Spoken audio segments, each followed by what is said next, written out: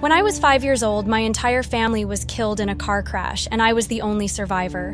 When I turned 19, I decided to move out of state for college because I didn't really have any friends or family in the area. I ended up going to California. When I got there, I didn't know anybody. It was a completely new environment, unfamiliar and kind of scary. Eventually, I met a guy at school. His name was Jake, and he was really nice. We started dating, and eventually we got a place together. We lived in that house for 3 years, and we were happy the entire time. He was incredibly sweet, caring, and loving. For the first time, I didn't feel alone, and it was absolutely wonderful. But around the 3.5-year mark, I started feeling unwell. My first thought was maybe I am pregnant, so I took a test, but that wasn't it. I was experiencing headaches, stomach aches, nausea, and extreme fatigue. The symptoms weren't completely debilitating. I tried peppermint tea for nausea, chicken or beef soup when I felt under the weather, and over-the-counter pain relievers for headaches. But as time went on, the symptoms got worse. Some days, I had migraines so intense I couldn't even get out of bed. Jake started worrying and told me I should see a doctor. I brushed it off thinking, what is a doctor going to do? It's not like I have chest pain or trouble breathing, but he insisted. So he scheduled an appointment for me. I went, and as I expected, the doctor told me there was nothing wrong. I went back home, but my condition didn't improve. It got worse. It wasn't just physical symptoms.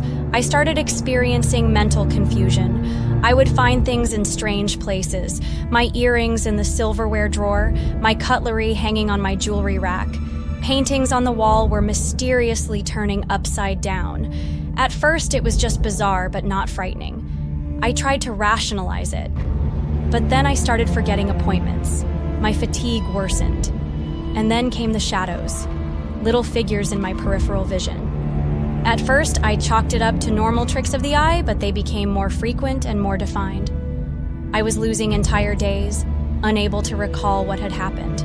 Finally, I went to a therapist. She did an intake assessment and diagnosed me with a severe dissociative disorder. It was tough to hear, but at the same time, I was relieved. At least I had an answer. My therapist reassured me that modern medication could help me manage my symptoms, allowing me to live a normal life.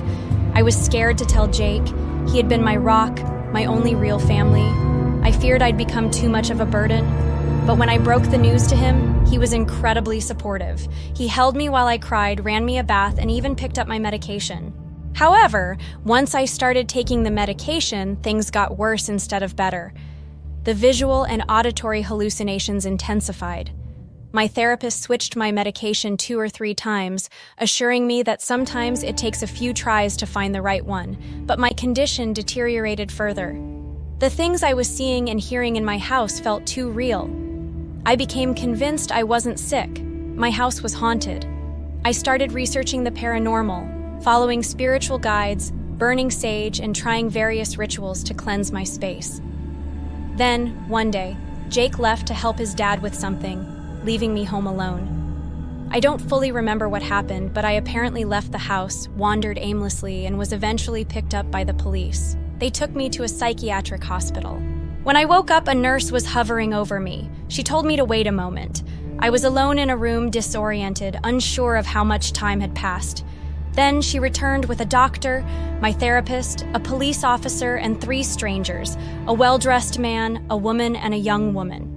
They looked familiar, but I couldn't place them. I started panicking. Why was a police officer here? Had I done something wrong? I asked if I was in trouble, but they assured me I wasn't. The questions started: my name, my age, where I went to school, where I grew up. Normal questions, but I had no idea where this was going. Then they told me they had news for me. My heart pounded. What news could they possibly have? I never could have predicted what they were about to say. I was not the person I thought I was. My entire identity was false. At 16, I had worked as a lifeguard at an exclusive villa in Texas, where my family was members. There was a teenage boy there. His name was Ray, who worked a small summer job washing dishes. His family was not part of the country club, but he became fixated on me. My family and friends were concerned, but I wasn't.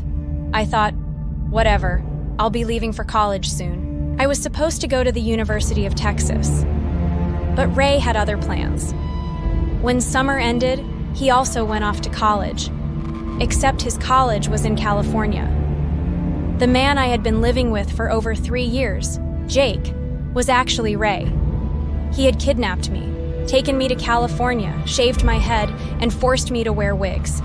He used hypnosis, drugs, and psychological abuse to make me believe I was someone else. He told me my family had died in a car crash. That was a lie. My entire family was alive and well. The 3 strangers in the hospital room, they were my real family. My parents and my sister. Ray had been drugging me with sedatives and hallucinogens, making me believe I was mentally ill so I would remain dependent on him forever. And as for the doctor he had taken me to, that was his father, a former doctor who had lost his license due to misconduct with patients. Even worse, his father was a serial killer responsible for the deaths of 9 women in Ohio. When I was taken to the hospital, authorities were finally able to identify me and give me my life back. Please subscribe for more Storytime videos.